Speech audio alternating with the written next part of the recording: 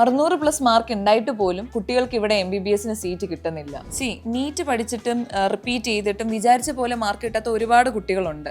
നമ്മൾ മനസ്സിലാക്കേണ്ട ഒരു കാര്യം, ഇന്ത്യയിൽ മൊത്തം 1 lakh MBBS സീറ്റ്സ് ആണ് വരുന്നത്. ഇതിൽ അറൌണ്ട് ഒരു 55,000 സീറ്റ്സ് മാത്രമേ ഉള്ളൂ ഗവൺമെന്റ് സീറ്റ്സ്, ബാക്കിയെല്ലാം പ്രൈവറ്റ് സീറ്റ്സ് ആണ് വരുന്നത്. അപ്പൊ നമ്മൾ കേരളത്തിന്റെ കാര്യം തന്നെ എടുക്കുകയാണെങ്കിൽ അറൌണ്ട് ഒരു 4,000 സീറ്റ്സ് ആണ് MBBS വരുന്നത്. അതിൽ 1,000 സീറ്റ്സ് മാത്രമേ ഉള്ളൂ ഗവൺമെന്റ് സീറ്റ്സ് ആയിട്ട് വരുന്നത്. ഈ 1,000 സീറ്റ്സിന് വേണ്ടിയിട്ട് അല്ലെങ്കിൽ ഈ 55,000 സീറ്റ്സിന് വേണ്ടിയിട്ടാണ് 23 ലക്ഷം സ്റ്റുഡൻസും കോമ്പീറ്റ് ചെയ്യുന്നത്. നീറ്റിന് ഒരു 720 ആണ് ടോട്ടൽ മാർക്ക് വരുന്നത്. അതിൽ 650 മാർക്ക് കിട്ടിയ കുട്ടികൾക്ക് പോലും ഇന്ത്യയിൽ സീറ്റ്സ് കിട്ടില്ല. കാരണം വളരെ ലിമിറ്റഡ് ആയിട്ടുള്ള സീറ്റ്സ് മാത്രമാണ് ഇന്ത്യയിലുള്ളത്. അപ്പൊ അവരൊരു ഹാർഡ് വർക്ക് ഇടാഞ്ഞിട്ടാണോ? ഒരിക്കലും അല്ല. അവർക്ക് കാലിബർ ഇല്ലാഞ്ഞിട്ടാണോ? ഒരിക്കലും അല്ല. എന്നിട്ടും ഇന്ത്യയിൽ സീറ്റ് കിട്ടുന്നില്ല. അവർക്ക് വേണ്ടിയിട്ടുള്ള ഒരു ബെസ്റ്റ് ആയിട്ടുള്ള ഒരു ഓപ്ഷൻ ആണ് MBBS അബ്രോഡ് വരുന്നത്. നമ്മൾ ഈ 650 മാർക്സ് ഉള്ള കുട്ടികളെ ഞാൻ പൊതുവേ കണ്ടുവരുന്നത് അവർ വീണ്ടും നീറ്റിന് റിപ്പീറ്റിന് ജോയിൻ ചെയ്യുക. കാരണം ദിസ് ഇയർ 650 ഉണ്ട്, അപ്പം ഉറപ്പായിട്ട് നെക്സ്റ്റ് ഇയർ അറൌണ്ട് ഒരു 700 കിട്ടുമെന്ന് പറഞ്ഞു. നിങ്ങൾ ഒരിക്കലും നിങ്ങളുടെ പൊട്ടൻഷ്യൽ ആയിട്ടുള്ള ഇയറോ ടൈമോ വേസ്റ്റ് ചെയ്യരുത്. നമ്മളൊരു ബെറ്റർ ആയിട്ടുള്ള ഒരു ഓപ്ഷൻ സെലക്ട് ചെയ്തിട്ട് നിങ്ങൾ മുന്നോട്ട് പോവാം. അത് മാത്രമാണ് എനിക്ക് സ്റ്റുഡൻസിനോട് പറയാനുള്ളത്.